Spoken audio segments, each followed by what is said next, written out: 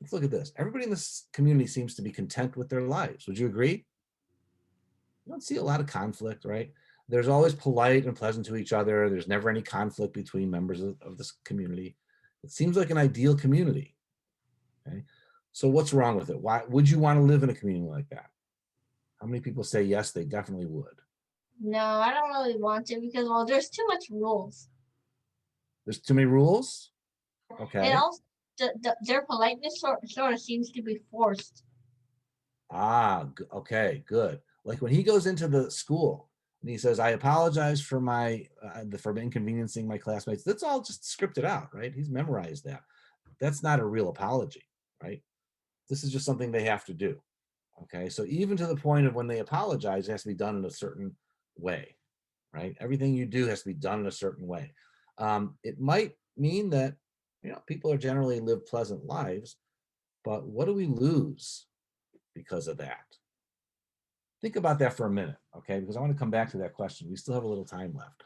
I want to go back to some of the other slides first. I Yeah, want you to think because about that. yeah, because the show said like there's no win or lose thing.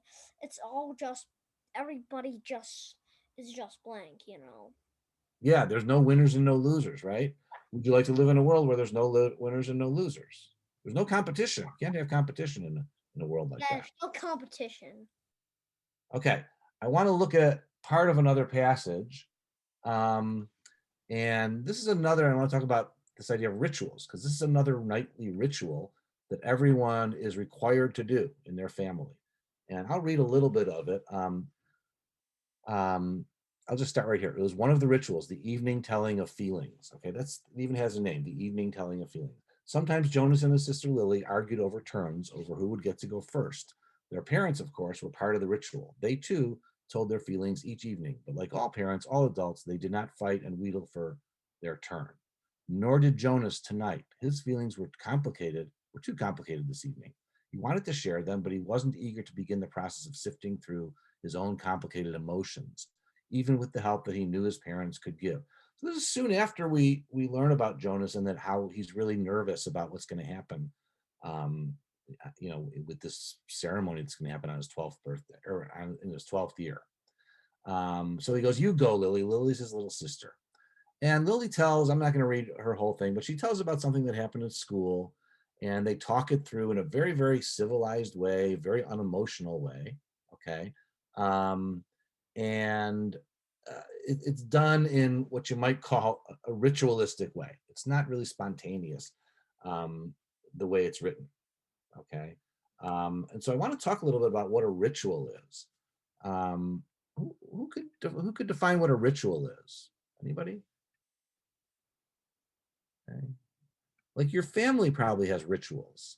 Rituals are things that you do on a regular basis. You observe them either daily, weekly, monthly, whatever. Okay. Religious holidays are rituals. Okay. Weddings are rituals. Confirmations, bar mitzvahs, certain family events. Certain families have rituals of their own, things they do the same way all the time. Does anybody here have any rituals they can think of? Things that your family do the same way all the time? Anybody? It could even be like, okay, sitting down and watching TV together for 2 hours at 7 p.m. That's a ritual, okay? As long as you do it at around the same time on a regular basis, regular intervals, and you do it the same way, that's something we call a ritual, okay? So so rituals are actually so from that rituals are basically things that you do to make other things happen. Well, yeah, they're things that you do to kind of mark time in a way in your life. Well, it's kind of like I heard like Hawaiian people they pray in rituals for like Yeah. rituals like rain or food. Now, I don't know how many of you have any religion in your life. Some people do, some people don't. But I if don't you do, have any religion, but usually religions include certain rituals too.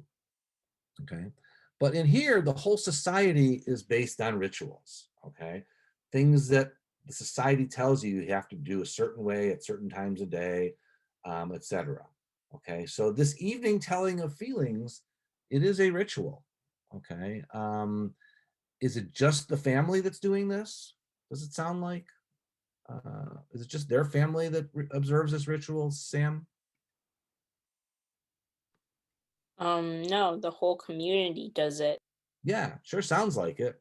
It sounds like because of the way they do it, every night, and it's kind of set aside that time.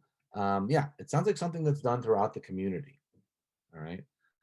At the a part of that, near the end of that little passage, we didn't get there, but let me see if I can quickly go back there real quick.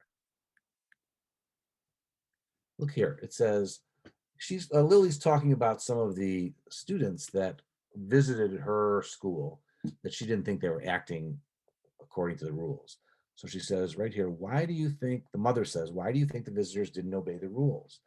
Lily considered and shook her head. I don't know. They acted like animals, Jonas suggested. He laughed.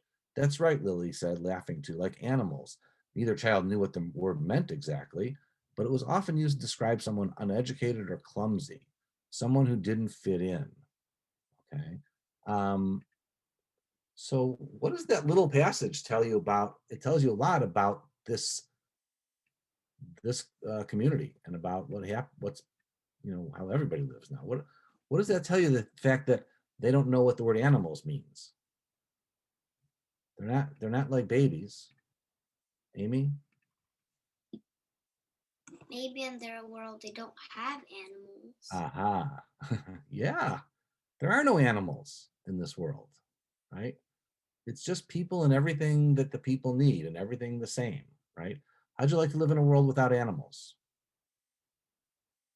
I don't think most of us would like that, right? So that's why we call this a dystopia. It's not a world that most of us would really like to live in, yet somehow the world became that way.